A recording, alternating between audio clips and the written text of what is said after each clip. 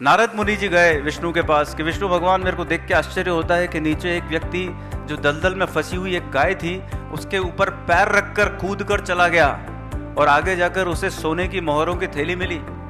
और एक व्यक्ति जिसने गाय को बचाया, उस दलदल से निकाला, उसको आगे जाकर ठोकर लगी, उसके घुटने टूट गए, खून निकलने लगा। ये कहाँ का न्याय है विष्णु भगवान?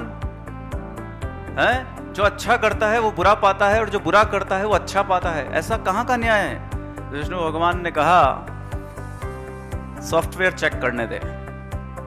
फिर भगवान ने सुपर पावर कंप्यूटर को ऑन किया, सॉफ्टवेयर चेक किया तो समझ में आया कि जो व्यक्ति गाय के पीठ के ऊपर पैर रखकर बिना दलदल से निकाले उसको आगे गया, उसको राज्य मिलना था। उसके कर्म इतने महान थे, इतने अच्छे कर्म थे कि उसको बहुत बड़े राज्य का राजा होना था।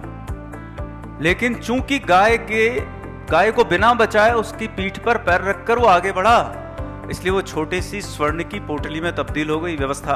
यह सब परमात्मा का न्याय है, आप और हम समझ ही नहीं सकते। तुच्छ है हमारी बुद्धि। दुनिया का कोई व्यक्ति परमात्मा के न्याय को समझ नहीं सकता। किस कर्म का क्या फल होता है ये कोई व्यक्ति कह ही नहीं सकता। तो फिर नारद जी ने पूछा कि जिस व्यक्ति ने गाय को दलदल से निकाला उसे चोट क्यों लगी? तो विष्णु भगवान ने कहा कि जिसको दलदल से निकाला गाय को, उसको चोट इसलिए लगी कि उसे मरना था, उसकी मौत की सजा तय थी, लेकिन उसने चूंकि एक पुण्य किया, गाय को दलदल से बाहर निकाला, इसलिए उसका भाग्य का उदय हुआ। उस चोट के बदले आप कहते हैं ना फांसी की सजा थी और सुई लग कर रह गया, हम बातों में कहते हैं ना, किसी की मृत्यु तय थी और पैर टूट के रह गया, और किसी का पैर टूटना था और मृत्यु हो गई।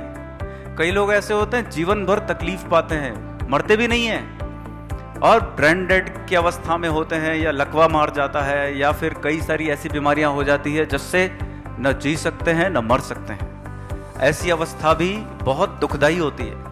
वो सब कर्मों का फल है। भीष्म पितामह की कहानी आपने सुनी है, बहुत सारी ऐसी कहानियां आती है। इसलिए मेरा आपसे हाथ जोड़कर निवेदन है, कर्म करने में सचेत रहिए, सतत ध्यान रखिए, कुछ गलत न हो जाए। चींटी को भी देख के चलिए, आपके पैर में मर न जाए।